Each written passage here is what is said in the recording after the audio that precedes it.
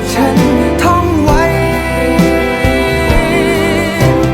คนบางคนผ่านมาแค่เขียนภาพเพื่อให้จดจำเอาไว้แค่นี้ก็ดี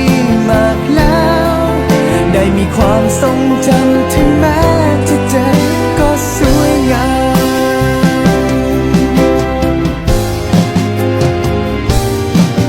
ขอบคุณนะที่ได้